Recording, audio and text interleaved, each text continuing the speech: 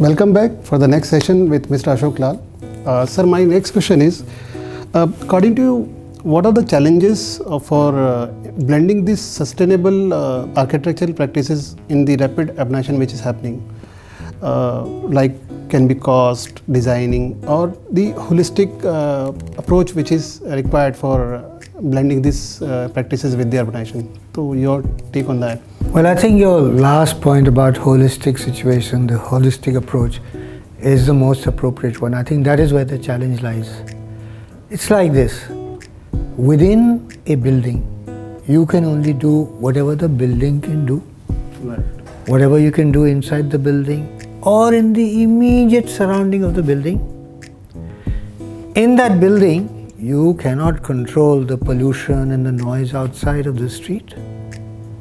In that building, you cannot control what we call the urban heat island, which occurs when you have lots of road surface getting very hot and air conditioners pumping out heat into the atmosphere, making it hotter and hotter and hotter.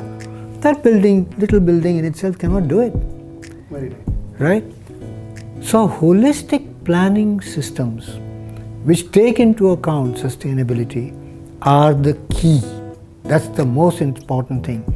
So the challenge of obtaining the best result out of the green process of building design requires holistic planning system. Let me illustrate this for you.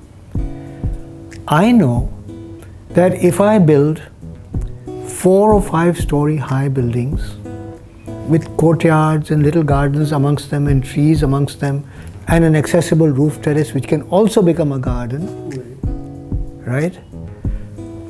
It is the planning regulations that enable such buildings to be built. They fix the FSI, they fix the ground coverage, they fix the height of the building, they say how much greenery there should be.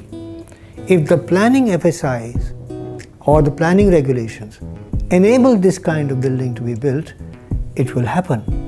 But if the FSI says, no, my FSI is 3 and 4, which results in multi-story towers, and if the regulation says, for every house you must have 2 car parking spaces in the basement, well, the building cannot do anything. The city is gone to the dumps.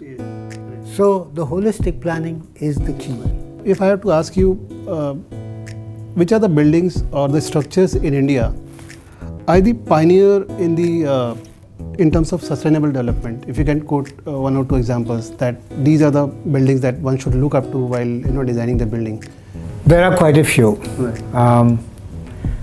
I would like to particularly refer in house building to the work of Biome, which is an architect's firm run by a lady called Chitra Vishwanath, who works from Bangalore. Amazing work they are doing. Very simple principle. If you have a plot of land, we will dig a basement in that plot of land. We will give you a cool space in the basement. The earth that will come out from the basement will convert into earth blocks with which the walls of the building will be built, and you can have 3 to 4 story high building on your plot of land where much of the building material has been brought out of the earth there itself. Now, you can't do better than that. And they've already done, I don't know, 2,000, 3,000 homes across the city of Bangalore already. That's shown that this is a real way of doing things. For home building, superb example. Another one, let me give you another one. This is a project that we did ourselves here in Delhi. It is for Development Alternatives, which is an NGO. It's a 6-story building. It has a basement. But this building, 6-story building, replaced an earlier building which was just 2 stories, which was principally made out of earth. Okay? Now the old building had to be taken down. We took all the earth of that building. We made chura out of it, ground it down into a powder, reconstituted bricks from that, and we brought that back into the new building, which is a 6-story high building. And in this building, the method of construction is such that very little steel in the superstructure is consumed. That it is none of the doors and windows use aluminium or steel.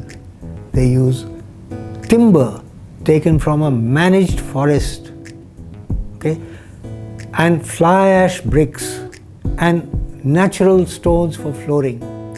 So it's an example of how you can use natural materials to produce a sustainable building with little impact on the environment. That was very enlightening. With this, we come to the end of the session.